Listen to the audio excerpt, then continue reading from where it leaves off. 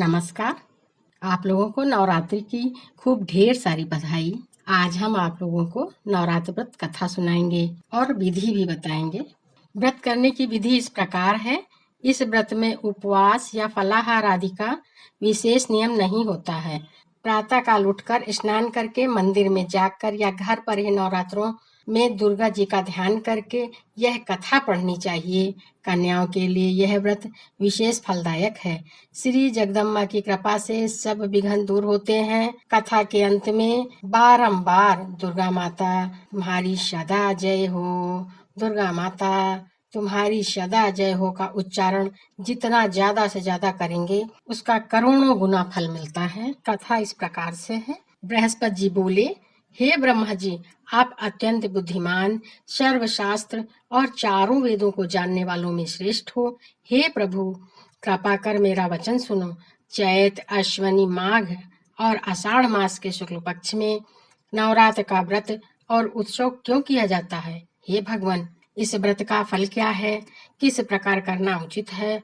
और इसको सबसे पहले किसने किया है? सो विस्तार से कहो। बृहस्पति जी का ऐसा प्रश्न सुनकर ब्रह्मा जी कहने लगे कि हे बृहस्पति, प्राणियों का हित करने की इच्छा से तुमने बहुत ही अच्छा प्रश्न किया है। जो मनुष्य मनोरथ पूर्ण करने वाली दुर्गा, महादेवी, सूर्य और नारायण का ध्यान करते हैं वो मनुष्य धन्य है। यह नवरात्र व्रत संपूर्ण कामनाओं को पूर्ण करने वाला है। इसके करने से पुत्र चाहने वाले को पुत्र और धन चाहने वाले को धन, विद्या चाहने वाले को विद्या और सुख चाहने वालों को सुख मिलता है। इस व्रत को करने से रोगी मनुष्य रोग से दूर हो जाता है और कारागार में पड़ा हुआ मनुष्य बंधन से छूट जाता है और उसके घर में संपूर्ण संपत्तियां आकर उपस्थित हो जाती हैं।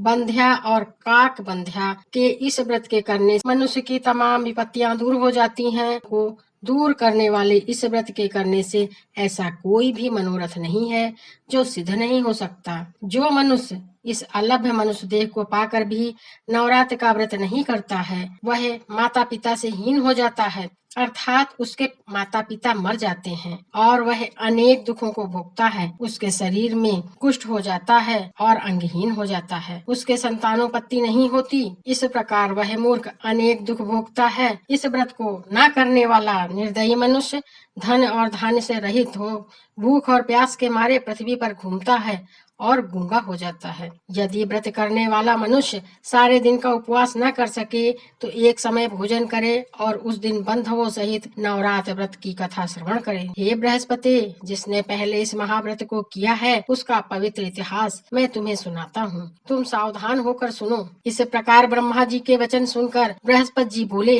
हे ब्राह्मण, मनुष्यों को कल्याण करने वाले इस व्रत के इतिहास को मेरे लिए कहो। मैं सावधान होकर सुन रहा हूँ। आपकी शरण में आए हुए मुझ पर कृपा करो। ब्रह्मा जी बोले, पीठत नाम के मनोहर में एक अनाथ नाम का ब्राह्मण रहता था। वह भगवती दुर्गा का परम भक्त था। उसके यहाँ संपूर्ण सद्गुणों से युक्त मानो ब्रह्मा की सबसे पहली रचना ऐसे यथार्थ नाम वाली सुमति नाम की एक अत्यंत सुंदर कन्या पैदा हुई। वह कन्या सुमति अपने घर के बालकपन में अपनी सहेलियों के साथ क्रीड़ा करती हुई इस प्रकार बढ़ने लगी जैसे शुक्ल पक्ष में चंद्रमा की कला बढ़ती है। उसका पिता प्रतिदिन दुर्गा की पूजा और होम किया करता था। उस समय वह भी नियम से वहां उपस्थित होती थी। एक दिन वह सुमति अपनी सखियों के साथ खेलने लग गई और भगवती के पूजन में उपस्थित नहीं हुई। उसके पिता को पुत्री की ऐसी असावधानी देखकर क्रोध आया और पुत्री से कहने लगा, हे दुष्ट पुत्री, आज प्रभात से तुमने भगवती का पूजन नहीं किया। इस कारण मैं किसी कुष्ठी और दरिद्र मनुष्य के साथ तेरा विवाह कराऊंगा। इस प्रकार कुपति पिता के वचन सुनकर सुमति को बड़ा दुख हुआ और पिता से कहने लगी कि हे पिताजी, मैं आपकी कन्या हूँ, आपके सब तरह से अधीन हूँ। जैसा आपकी इच्छा हो मेरा विवाह कर सकते हो, पर होगा वही जो मेरे भाग्य में लिखा है। मेरा तो इस पर पूर्ण विश्वास है। मनुष्य न जाने कितने मनोरथों का चिंतन करता है, पर होता वही है जो भाग्य में विधाता ने लिखा है। जो जैसा करता है उसको फल भी उसके कर्म के अनुसार ही मिलता है, क्योंकि कर्म करना मनुष्य के अधीन है पर फल देव के अधीन है। जैसे अग्नि में पड़े हुए तृष्णादि उसको अधिक प्रदीप्त कर देते हैं, उसी तरह अपनी कन्या के निर्भयता से कहे हुए वचन सुनकर उस ब्राह्मण को अधिक क्रोध आया तब उसने अपनी कन्या का एक कुष्ठी के साथ विवाह कर दिया और अत्यंत क्रुद्ध होकर पुत्री से कहने लगा कि जाओ जाओ जल्दी जाओ, अपने कर्म के फल भोगो, देखें केवल भाग्य के भरोसे पर रहकर क्या करती है। इस प्रकार से पिता के कटु वचनों को सुनकर सुमति अपने मन में विचार करने लगी, अहो मेरा बड़ा दुर्भाग्य है जिससे मुझे ऐसा पति मिला। इस तरह अपने दुख का विचार करती हुई वह सुमति अपने पति के साथ वन चली गई और भयानक वन में कुशायुक्त उस स्थान पर उन्होंने वह रात बड़े कष्ट में व्यतीत की।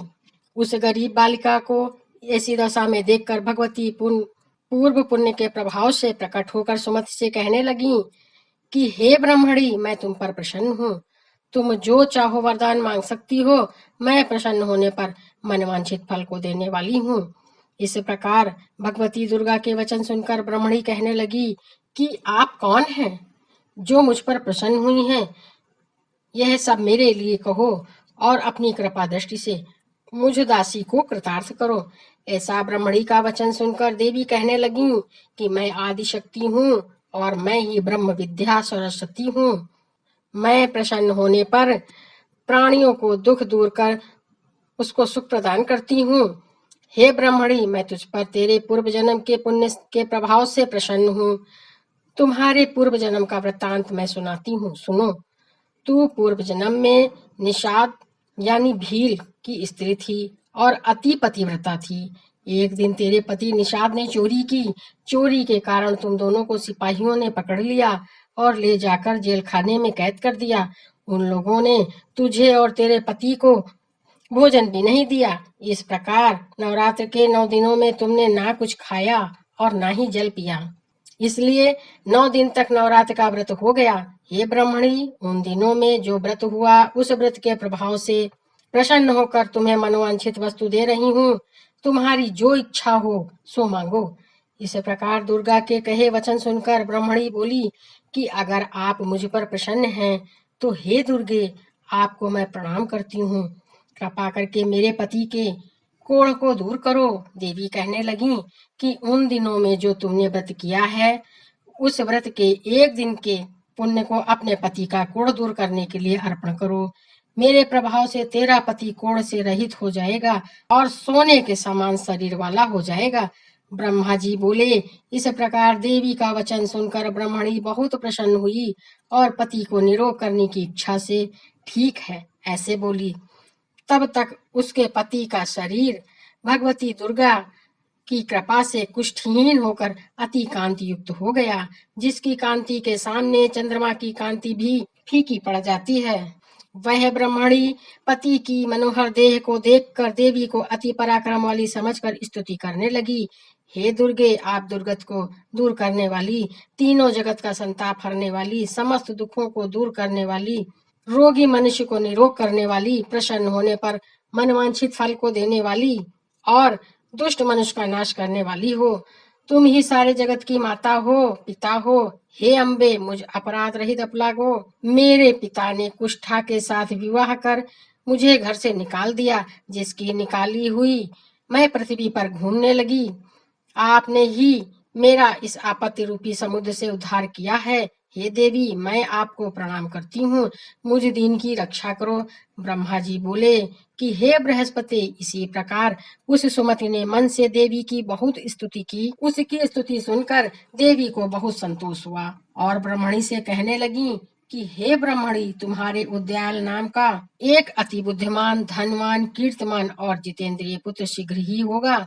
ऐसा कहकर वह देवी उस ब्राह्मणी से कहने लगी कि हे ब्राह्मणी, और जो कुछ भी तुम्हारी इच्छा हो वो मनोवांछित वस्तु मुझसे मांग सकती हो। ऐसा भगवती का वचन सुनकर सुमति बोली, हे भगवती दुर्गे, अगर आप मुझ पर प्रसन्न हैं तो कृपा करके मुझे नवरात्र व्रत विधि बताइए। हे दयावती, जिस विधि से नवरात्र व्रत करने से आप प्रसन्न होती हैं उस विधि और उसके फल को मेरे लिए विस्तार से वर्णन करें। इस प्रकार ब्रह्मणी के वचन सुनकर दुर्गा कहने लगी, हे ब्रह्मणी, मैं तुम्हारे लिए संपूर्ण पापों को दूर करने वाली नवरात्र व्रत विधि बतलाती हूँ, जिसको सुनने से तमाम पापों से छूटकर मोक्ष की प्राप्ति होती है। अश्विनी मास के शुक्ल पक्ष की प्रतिपदा से लेकर 9 दिन तक विधि पूर्वक व्रत करें।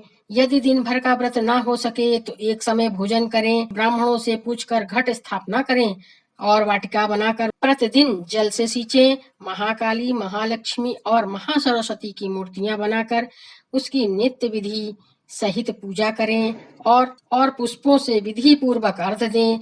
बिजोरा के फूल से अर्घ देने से रूप की प्राप्ति होती है। जायफल से कीर्ति, दाख के कार्य से सिद्धि होती है और आंवले से सुख और केले से भूषण की प्राप्ति होती है। इस प्रकार फलों से अर्घ देकर यथाविधि हवन करें। खांड, घी, गेहूं, शहद, जौ, तिल, बिंब, नारियल, दाख और कदम, इनसे हवन करें। गेहूं होम करने से लक्ष्मी की प्राप्ति होती है। खीर व चंपा के पुष्पों से धन और पत्तों से तेज और सुख की प्राप्ति होती। आंवले से कीर्ति और केले से पुत्र की प्राप्ति होती है। कमल से राज सम्मान और दाखों से सुख संपत्ति की प्राप्ति होती है। व्रत करने वाला मनुष्य इस विधान से होम कर आचार्य को अत्यंत नम्रता के साथ प्रणाम करे और यज्ञ की सिद्धि के लिए उसे दक्षिणा दे। इस महाव्रत को पहले बताई हुई विधि के अनुसार जो कोई करता है उसके सब मनोरथ सिद्ध हो जाते हैं। इसमें तनिक भी संशय नहीं है। इन 9 दिनों में जो कुछ भी दान आदि दिया जाता है उसका करोड़ों गुना फल मिलता है। इस नवरात्रि व्रत करने से ही अश्वमेघ यज्ञ का फल मिलता है।